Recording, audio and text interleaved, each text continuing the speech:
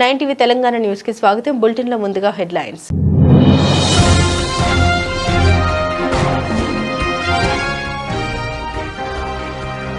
Deputy CM Ajit Pawar మృతి. CM Fadnavis కు ప్రధాని Modi, Amit Shah phone.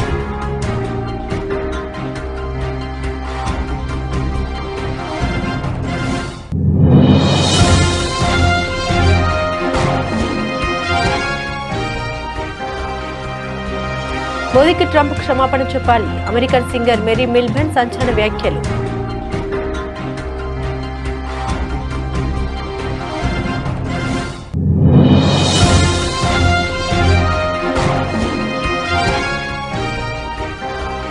Parliament budget సమావేశాలు ప్రారంభం. ఉభయ సభలను ఉద్దేశించి ప్రసంగించిన రాష్ట్రపతి ద్రౌపది ముర్ము.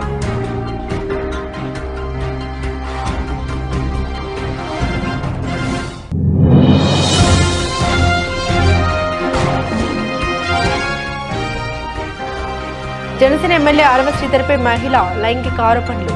ఆరోపణ అవాస్తవం, రాజకీయ కుట్రేనన్న ఎమ్మెల్యే.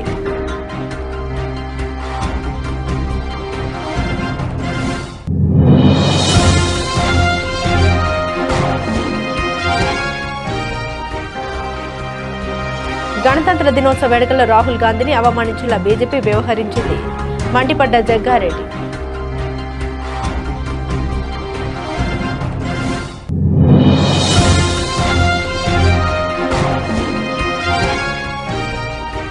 విమాన ప్రమాదంలో మహారాష్ట్ర డిప్యూటీ సీఎం అజిత్ పవార్ ఆకస్మిక మృతి. మంత్రి పొన్నం ప్రభాకర్ తీవ్ర దిగ్భ్రాంతి వ్యక్తం.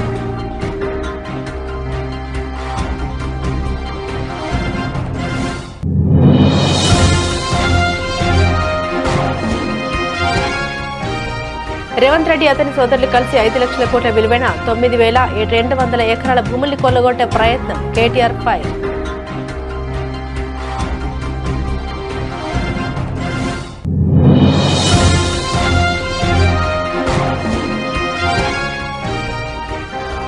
అధినేత వైఎస్ జగన్ ను కలిసిన మాజీ మంత్రి జోగి రమేష్. టీడీపీ ప్రభుత్వం ఇబ్బంది పెట్టిన తీరును వైఎస్ జగన్ కు వివరించిన జోగి సోదరులు.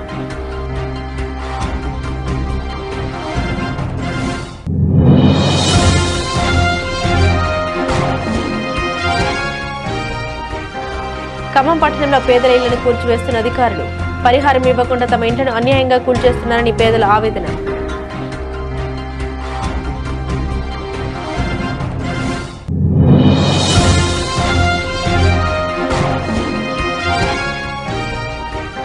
వాడెవడు అర్జెంటీనా నుండి మెస్సీ వస్తే సింగరేణికి ఏం సంబంధం? రేవంత్ రెడ్డిపై కిషన్ రెడ్డి ఆగ్రహం.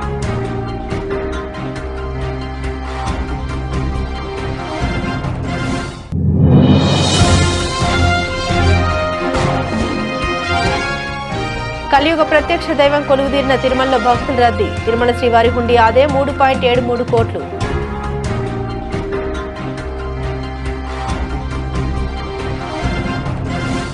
మహారాష్ట్రలో ఘోర విషాదం చోటు చేసుకుంది. రాష్ట్ర డిప్యూటీ సీఎం ఎన్సీపీ అధినేత అజిత్ పవార్ ప్రయాణిస్తున్న విమానం బారామతి సమీపంలో కుప్పకూలింది. ఈ దుర్ఘటనలో అజిత్ పవార్తో పాటు మరో 4 అక్కడికక్కడే మృతి చెందారు. విమానంలో ప్రయాణిస్తున్న 5 మరణించినట్లు directorate general of civil aviation అధికారికంగా ధృవీకరించింది. ఈ ఘటనపై ప్రధాని నరేంద్ర మోదీ, కేంద్ర హోంమంత్రి అమిత్ షా తీవ్ర దిగ్భ్రాంతిని వ్యక్తం చేశారు. వారు వెంటనే మహారాష్ట్ర ముఖ్యమంత్రి దేవేంద్ర ఫడ్నవీస్ కు ఫోన్ చేసి ప్రమాద వివరాల్ని, తాజా పరిస్థితిని అడిగి తెలుసుకున్నారు. ప్రమాద వార్త తెలియగానే అజిత్ పవార్ కుటుంబ సభ్యులు హుటాహుటిన ఘటనా స్థలానికి బయలుదేరారు.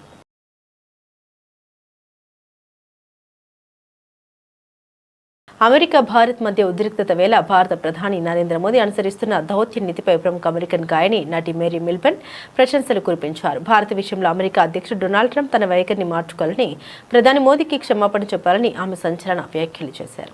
ఒత్తిళ్లోనూ మోదీ ప్రదర్శిస్తున్న హుందాతనం, వ్యూహాత్మక సంయమనం ప్రపంచ వేదికపై ఆయన స్థాయిని పెంచాయని అన్నారు. బుధవారం మిల్బెన్ మాట్లాడారు. భారత్ పట్ల ట్రంప్ ప్రభుత్వం ఇటీవల ప్రదర్శిస్తున్న వివక్షపూరిత ధోరణి అమెరికాలోని చాలా మంది వ్యతిరేకిస్తున్నారు. నిజమైన స్నేహం ఎప్పుడూ తప్పులను అంగీకరిస్తుందని వ్యాఖ్యానించారు. అమెరికా నుండి ప్రతికూల సంకేతాలు వచ్చినప్పుడు కూడా ప్రధాని మోదీ ఎంతో హుందాగా వ్యవహరించారని, యూరోపియన్ యూనియన్, చైనా, రష్యా వంటి దేశాలతో సంబంధాల్ని బలోపేతం చేసుకుంటూ ప్రత్యామ్నాయాల్ని అన్వేషించారని కొనియాడారు. భారత్, EU మధ్య కుదిరిన చరిత్రాత్మక వాణిజ్య ఒప్పందం దీనికి నిదర్శనమని పేర్కొన్నారు.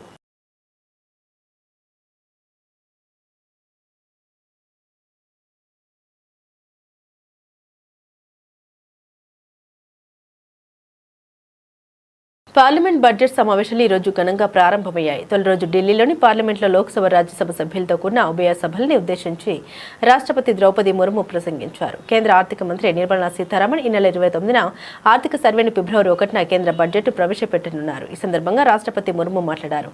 గడిచిన ఏడాది వేగవంతమైన ప్రగతి, గొప్ప సాంస్కృతిక వారసత్వానికి గుర్తుగా నిలిచిపోయిందన్నారు. వికసిత్ భారత్ నిర్మాణంలో 2026వ సంవత్సరం ఒక కీలకమైన పునాది సంవత్సరంగా నిలుస్తోందని ఆమె అభివర్ణించారు. గత దశాబ్ద కాలంలో భారత్ అన్ని ప్రధాన రంగాల్లో తన పునాదుల్ని పటిష్టం చేసుకుందని, భవిష్యత్ వృద్ధికి బలమైన మార్గాన్ని నిర్మించుకుందని పేర్కొన్నారు. नीतियों के अनुरूप सुरक्षा बलों ने माओवादी आतंक पर भी निर्णायक कार्रवाई की है। वर्षों तक देश के 126 जिलों में असुरक्षा, भय और अविश्वास का वातावरण था। माओवादी विचारधारा ने कई पीढ़ियों का भविष्य अंधकार में डाल दिया। इसका सबसे ज्यादा नुकसान हमारे युवाओं, आदिवासी और दलित भाई बहनों को हुआ।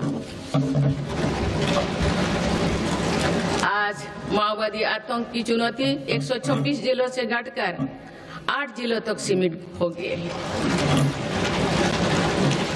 इनमें भी 3 जिले ही ऐसे हैं जो गंभीर रूप से प्रभावित है। इस एक साल में माओवादी से जुड़े लगभग 2000 लोगों ने आत्मसमर्पण किया है। इससे लाखों नागरिकों के जीवन में शांति लौटी है। माओवादी से प्रभावित रहे इलाकों में परिवर्तन को आज पूरे देश देख रहा है। बीजापुर के एक गांव में 26 साल बाद बस पहुंची तो लोगों ने किसी उत्सव की तरह खुशी मनाई।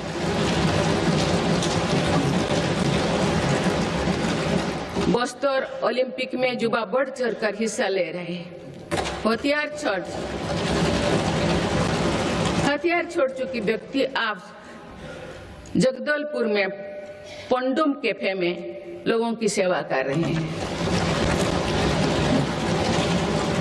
माननीय सदस्यगण, मेरी सरकार ये सुनिश्चित कर रही है कि जो लोग हथियार छोड़कर मुख्यधारा से जुड़े हैं उनका जीवन पटरी पर लौटे। वो दिन दूर नहीं जो देश से आतंक पूरी तरह से समाप्त हो जाए।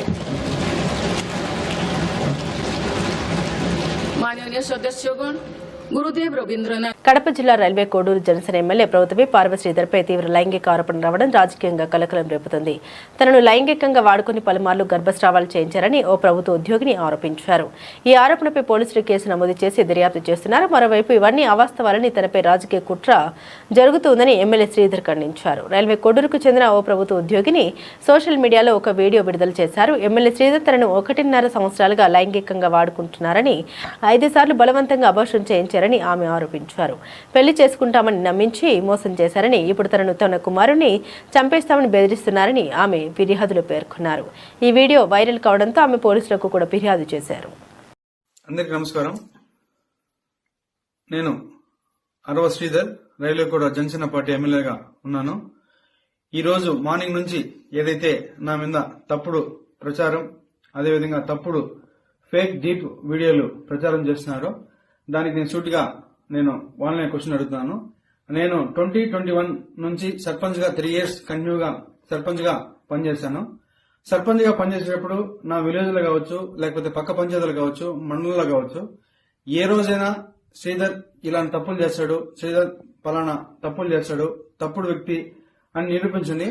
అదేవిధంగా ఈ రోజు మా జనసేన పార్టీ అధ్యక్షులు శ్రీ గౌరవ ఉప ముఖ్యమంత్రి కళ్యాణ్ సార్ దగ్గర ఆయన అడుగుజాల్లో నడుస్తూ ఆయన పనితీరుపై దృష్టి పెట్టి ఆయన ఎట్లయితే ప్రజలకు సేవ చేస్తున్నాడో అంతటికన్నా కొంచెం ఆయన దాంట్లో 1% ప్రజలకు సేవ చేస్తూ నా రైల్వే కోడ్ నియోజకవర్గంలో నేను పని చేస్తుంటే నాపైనే ఈ విధంగా దుష్ప్రచారం స్టార్ట్ చేయడం జరిగింది. ఏదైతే నేను ఈ videos fake deep videos morning నుంచి ఫేక్ అని చెప్తున్నారో దానికి నేను సూటిగా మరొకసారి వాళ్ళని అడుగుతున్నాను. ఈ 1.5 year నుంచి నేను చేసా అంటున్నారు కదా, నేను లాస్ట్ 6 months నుంచి నన్ను ఇట్లే హరాస్మెంట్ చేస్తా ఉంటే మా అమ్మ వెళ్ళి పోయి పోలీస్ కంప్లైంట్ కూడా ఇచ్చింది. కావున దానికి కూడా మళ్ళీ కూడా నేను దీని వెనక ఎవరున్నారు, ఎవరైతే ఈ వాంటెడ్ గా చేస్తున్నారో కూడా నేను చట్టపరంగా కోర్టు నుంచే ఎట్లయితే దానికి తగిన చర్యలు తీసుకోవాలో అదేవిధంగా చర్యలు తీసుకొని దేశంలో రాజ్యాంగం ఇచ్చిన సాంప్రదాయాల ప్రకారం ప్రధాని తర్వాత ప్రతిపక్ష నాయకుడికి గౌరవం ఇవ్వాలి. నెహ్రూ నుండి మన్మోహన్ సింగ్ వరకు ఈ సంప్రదాయం పాటించారు. గణతంత్ర దినోత్సవ వేడుకల్లో ప్రతిపక్ష నాయకుడు రాహుల్ గాంధీ అవమానించేలా బీజేపీ వ్యవహరించింది. ఇది ప్రజాస్వామ్య విలువలకు, రాజ్యాంగ సంప్రదాయాలకు విరుద్ధమని టీపీసీసీ వర్కింగ్ ప్రెసిడెంట్ జగ్గారెడ్డి మండిపడ్డారు. రాహుల్ గాంధీ గారి, ప్రియాంక గాంధీ గారి యొక్క కుటుంబం వాళ్ళ సాంప్రదాయాలు, జెండా వందనం 15 ఆగస్టు కానీ ఢిల్లీలో 26 జనవరి సాంప్రదాయాలు ఏ రకంగా ఉండే, ఎలాంటి సాంప్రదాయాలను ప్రభుత్వ పరంగా ప్రజల ముందు ఉంచేవాళ్ళు. ప్రధానమంత్రి గారు జెండా వందన కార్యక్రమం చేస్తే ఢిల్లీలో అక్కడ కొన్ని సాంప్రదాయాలు ఏంటంటే, ఈ దేశానికి ప్రధానమంత్రి హోదాలో ఎవరైతే ఉంటారో ఫస్ట్ అతనే సిటిజన్, తర్వాత ప్రజలు ఒక 2 రకాల నిర్ణయాలు, ఒకటేమో అధికారము, ఒకటేమో ప్రతిపక్షము.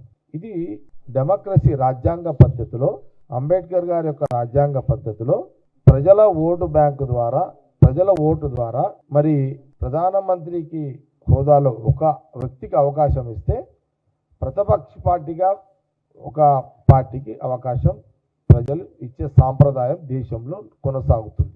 అయితే ఆ రోజులలో జవహర్లాల్ నెహ్రూ, ఇందిరాగాంధీ గారితో పాటు మొన్నటి వరకు యూపీఏ గవర్నమెంట్లో రాజీవ్ గాంధీ గారు కానీ, తర్వాత సోనియా గాంధీ యూపీఏ చైర్మన్గా, మన్మోహన్ సింగ్ గారు ప్రధానమంత్రిగా కూడా జెండా వంద కార్యక్రమాన్ని ప్రధానమంత్రి గారు చేస్తుంటే ప్రతిపక్ష నాయకుడు ముందు లైన్లో కూర్చొని పెట్టేవాళ్ళు, ఫస్ట్ లైన్లో కూర్చొని పెడతారు. అది మర్యాద, అది రాజ్యాంగం ఇచ్చిన మర్యాద, ప్రజలు ఇచ్చిన మర్యాద, అది హక్కు, దేశ ప్రజలు ఇచ్చిన హక్కు. అది మొన్న జరిగిన ఎన్నికల్లో ప్రధానమంత్రిగా మోడీ గారికి అవకాశం ఇచ్చారు. బీజేపీ ప్రధానమంత్రి గారు రాష్ట్రపతిగా వాళ్ళ నాయకురాలను పెట్టుకున్నారు. దేశ ప్రజలు ప్రతిపక్ష నాయకుడిగా రాహుల్ గాంధీ గారికి అవకాశం ఇచ్చారు. ఈ దేశానికి ప్రధానమంత్రి తర్వాత మోడీ గారు, తర్వాత ప్రతిపక్ష నాయకుడే ఈ దేశ ప్రజలు ఇచ్చిన అదొక అవకాశం, అదొక నిర్ణయం.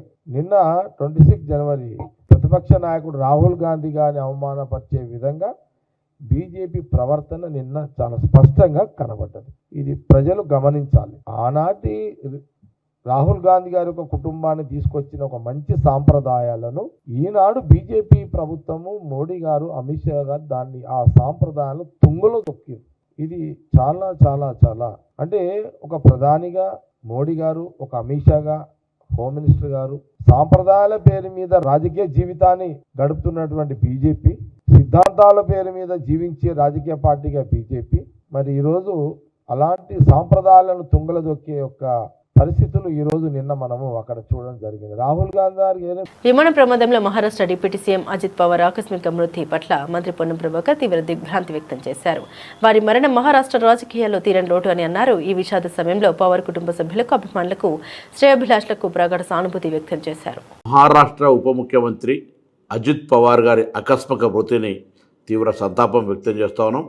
వారి మరణం మహారాష్ట్ర రాజకీయాల్లో తీరని లోటు. రాజకీయ జీవితంలో, రాజకీయ ప్రస్థానంలో ఒక విశేష అనుభవం కలిగినటువంటి ప్రజాప్రతినిధి, గౌరవ ఉప ముఖ్యమంత్రి గారు మరి ఫ్లైట్ యాక్సిడెంట్లో చనిపోవడం పట్ల దిగ్భ్రాంతిని వ్యక్తం చేస్తూ వారి కుటుంబ సభ్యులందరికీ సానుభూతిని వ్యక్తం చేస్తారు. రేవంత్ రెడ్డి అతని సోదరులు కలిసి హిల్ట్ స్కామ్తో హైదరాబాద్ పారిశ్రామిక వాడలోని 5 లక్షల కోట్ల విలువైన 9,200 ఎకరాల భూముల్ని కొల్లగొట్టే ప్రయత్నం చేశారు. రేవంత్ రెడ్డి తన సోదరుల దోపిడీ సరిపోక ఇప్పుడు బావమర్ది కళ్ళల్లో ఆనందం చూడడానికి సింగరేణి గుత్తకు రాసిచ్చిండు. ఈ సింగరేణి కుంభకోణాన్ని సీబీఐకి లేదా సిట్కి ఇచ్చి ప్రజాధనాన్ని కొల్లగొట్టే ఈ ప్రయత్నాల్ని అడ్డుకోవాలని గవర్నర్ని కోరినామని కేటీఆర్ అన్నారు. దోచుకున్న సరిపోవట్లేదంట రేవంత్ రెడ్డి గారికి. హిల్ట్ కుంభకోణం పేరు మీద హైదరాబాద్లోని పారిశ్రామిక వాడల్లో భూములను కొల్లగొట్టడానికి 5 లక్షల కోట్ల విలువ చేసే 9,200 కోట్లు, 9,200 ఎకరాల భూమిని కొల్లగొట్టేదానికి ప్రయత్నం చేస్తే మా పార్టీ బయటికి తీసుకొచ్చింది. అన్నదమ్ముల దోపిడిని అడ్డుకున్నది. కానీ రేవంత్ రెడ్డి గారు అన్నదమ్ముల దోపిడి సరిపోవట్లేదంట. ఇప్పుడు బావమరిది గారి కళ్ళల్లో ఆనందం కోసం సింగరేణిని ఆయనకు గుత్తకు రాసిచ్చిండు. తెలంగాణ కొంగు బంగారంగా భావించే సింగరేణిని కాంగ్రెస్ ముఖ్యమంత్రి రేవంత్ రెడ్డి పట్టపగలే కబిలిస్తా ఉన్నాడు. అందుకే మేము అడిగినాం ఇవాళ గౌరవ గవర్నర్ గారిని, సార్ మీరైనా ఇన్వాల్వ్ కండి, మీరు కిషన్ రెడ్డి గారికి ఆదేశం ఇవ్వండి, సిబిఐకి ఇస్తారా, సిట్టింగ్ జడ్జికి ఇస్తారా, మీ ఇష్టం, ఎవరికి ఇస్తారో ఇవ్వండి, కానీ ప్రజాధనాన్ని కొల్లగొట్టే ఈ దుర్మార్గపు వ్యవస్థని, ఇటు సోలార్ పవర్ లో కుంభకోణం, అటు సింగరేణి ఓబీ గనుల్లో కుంభకోణం, దీన్ని అడ్డుకోండి, దీన్ని వెంటనే నివారించండి, ప్రజా సొమ్మును కాపాడండి అని చెప్పి కార్మిక లోకం తరపున, సింగరేణి కార్మిక సోదరుల తరపున వారికి విజ్ఞప్తి చేశాం.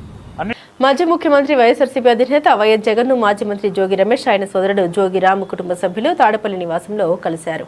నకిలీ మద్యం కేసులో అరెస్టుపై 83 రోజుల పాటు జైల్లో ఉండి ఇటీవల జోగి రమేష్, రాము విడుదలయ్యారు.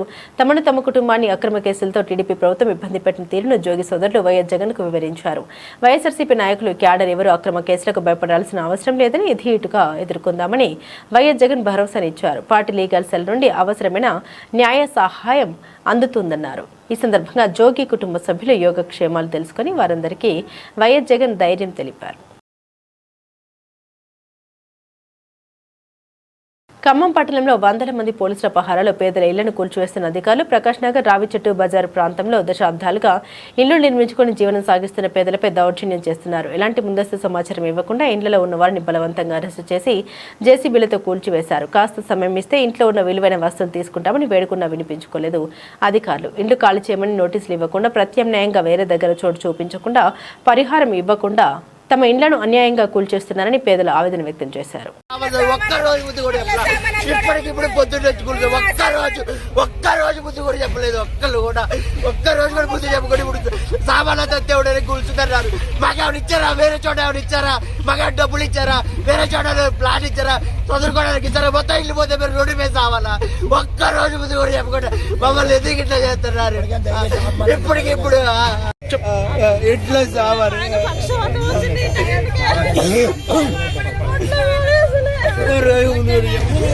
సింగరేణి కాంగ్రెస్ ప్రభుత్వం దోచుకుంటోందని కేంద్ర మంత్రి కిషన్ రెడ్డి ఆరోపించారు. గత ఏడాది అర్జెంటీనా ఫుట్బాల్ ఆటగాడు మెస్సీ వస్తే సింగరేణి నుండి 10 కోట్లు ఖర్చు చేశారని ఆయన ఆగ్రహం వ్యక్తం చేశారు. సింగరేణి నిధుల్ని గతంలో బీఆర్ఎస్ ఎప్పుడు కాంగ్రెస్ పార్టీ దోచుకుంటుందని విమర్శించారు. ఎవరు ఫుట్బాల్ ఆడతారట, వాడెవడు మెస్సీ ఇతర దేశాల నుండి వస్తే నా సింగరేణికి ఏం సంబంధం? అతను వస్తే సింగరేణి నుండి 10 కోట్లు ఖర్చు పెట్టారు. సింగరేణిలో కార్మికులకు, కాంట్రాక్టు కార్మికులకు వేతనాలు ఇవ్వడానికి, పెంచడానికి డబ్బులు లేవు కానీ, మెడికల్ రియంబర్స్మెంట్ కోసం డబ్బులు లేవు కానీ, ఎవడో మెస్సీ వస్తే వానికి డబ్బులు ఇస్తాడు. నా సింగరేణి కార్మికులు కష్టపడి సంపాదించిన డబ్బును అక్కడ ఖర్చు పెట్టడానికి ముఖ్యమంత్రి రేవంత్ రెడ్డికి ఎవరు అధికారం ఇచ్చారని ఆయన ప్రశ్నించారు.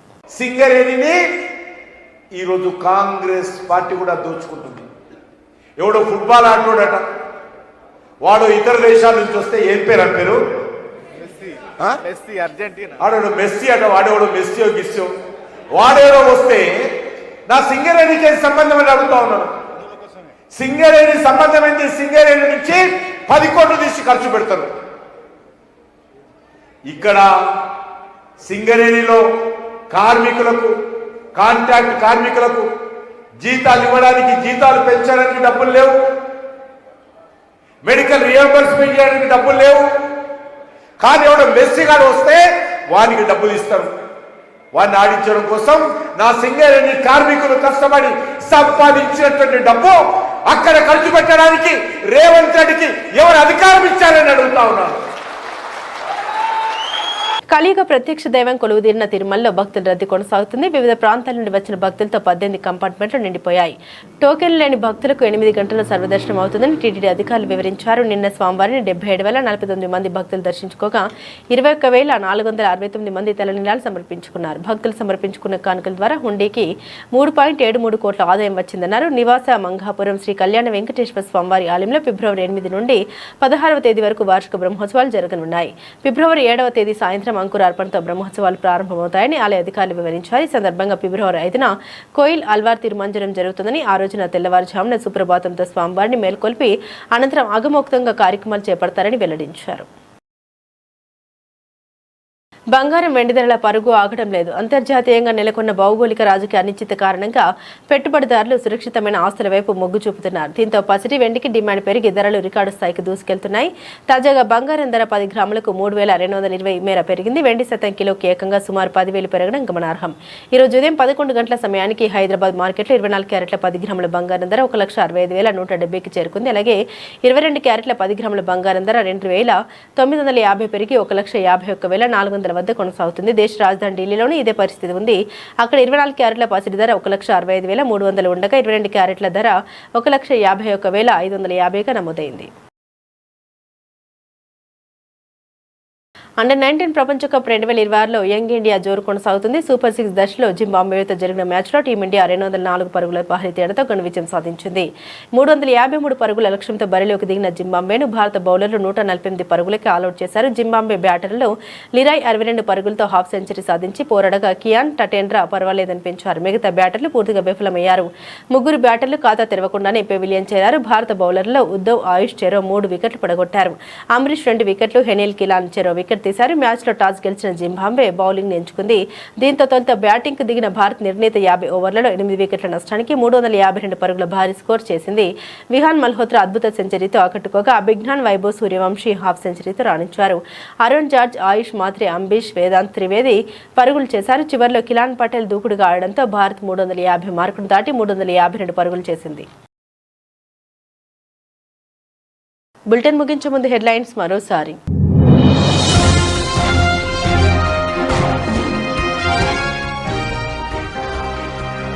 డిప్యూటీ సీఎం అజిత్ పవార్ మృతి. సీఎం ఫడ్నవీస్ కు ప్రధాని Modi, Amit Shah phone.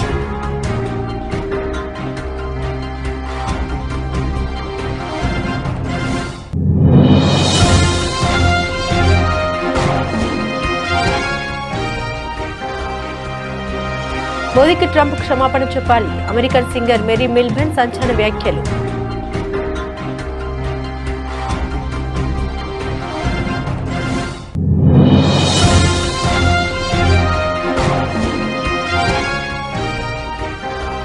Parliament budget సమావేశాలు ప్రారంభం. ఉభయ సభలను ఉద్దేశించి ప్రసంగించిన రాష్ట్రపతి ద్రౌపది ముర్ము.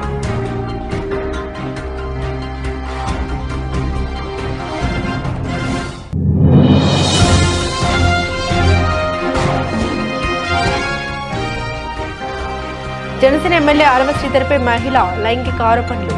ఆరోపణ అవాస్తవం, రాజకీయ కుట్రనన్న ఎమ్మెల్యే.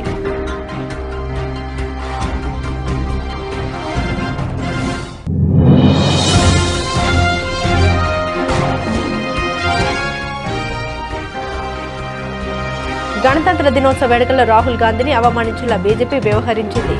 మండిపడ్డ జగ్గారెడ్డి.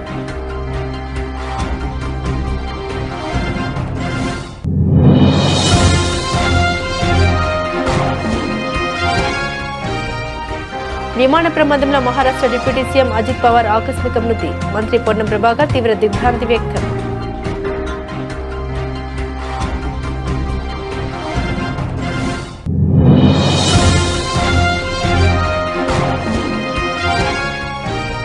రేవంత్ రెడ్డి అతని సోదరులు కలిసి 5 లక్షల కోట్ల విలువైన 9,200 ఎకరాల భూముల్ని కొల్లగొట్టే ప్రయత్నం. కేటీఆర్ ఫైర్.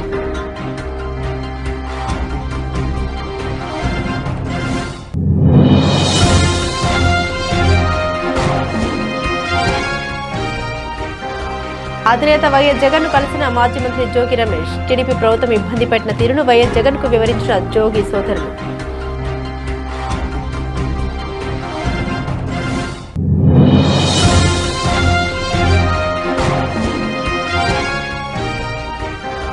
ఖమ్మం పట్టణంలో పేదల ఇళ్లను కూల్చివేస్తున్న అధికారులు. పరిహారం ఇవ్వకుండా తమ ఇంట్లను అన్యాయంగా కూల్చేస్తున్నారని పేదల ఆవేదన.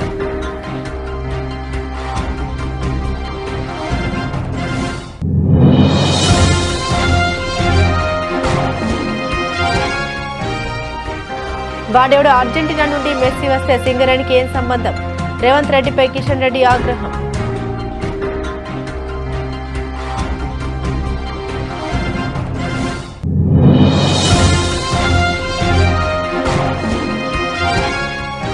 కలియుగ ప్రత్యక్ష దైవం కొలువుదీరిన తిరుమలలో భక్తుల రద్దీ. తిరుమల శ్రీవారి హుండీ ఆదాయం 3.73 కోట్లు.